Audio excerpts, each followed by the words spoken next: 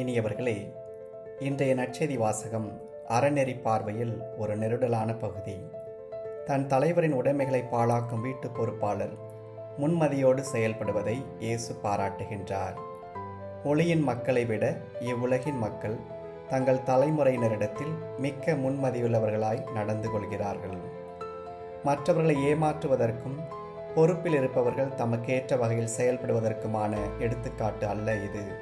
மாறாக செல்வத்தை ஒருவர் எப்படி பயன்படுத்தி கொள்ள முடியும் என்று செல்வத்தின் தன்மை பற்றி பேசுவதற்காக இயேசு கையாள்கிற உருவகம் இது.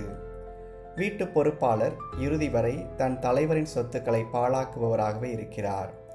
100 குடம் எண்ணெய் என்னும் கடனை 50 குடம் என்றும், 100 மூடை கோதுமை என்னும் கடனை 80 மூடை என்றும் எழுதுமாறு பணிக்கிறார்.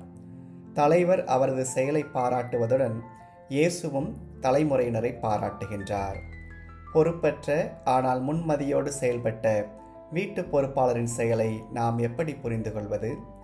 தலைவரின் இயேசுவின் பாராட்டு மொழிகளை நாம் எப்படி புரிந்து கொள்வது? பொறுப்பாளரின் செயல்கள்: தன்னிலை அறிதல் அல்லது தன்னறிவு.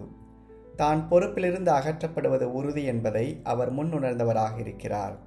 மேலும் தலைவர் அவரை நீக்கப் போவதாக சொன்னவுடன், மண் வெட்டவோ என்னால் இயலாது, இறந்து உண்ணவோ வெட்கமாயிருக்கிறது என்று தன்னிலை அறிகிறார். 2. மற்றவருடைய நல்லுள்ளத்தை நாம் பெற கண்டிப்பாக முயற்சிகள் செய்ய வேண்டும் என்பதற்கு இவர் ஒரு நல்ல எடுத்துக்காட்டு.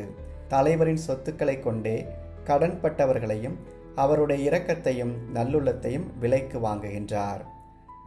இறுதியாக தன்னை தற்காத்து கொள்ளும் முயற்சியில் உடனடியாக ஈடுபடுகின்றார். தன்னை பற்றி தன் தலைவரிடம் சொல்லிக் கொடுத்தவர் யார் என்ற ஆராய்ச்சியில் ஈடுபட்டு நேரத்தை அவர் வீணாக்கவில்லை. மேற்காணும் 3ஐயும் முன்மதி என்ற ஒற்றை சொல்லில் சுருக்கிவிடுகிறார் இயேசு. எதிர்மறையான ஒரு நிகழ்வை அந்த வீட்டு பொறுப்பாளர் பிரச்சனையாக பார்க்காமல் வாய்ப்பாக பார்க்கிறார்.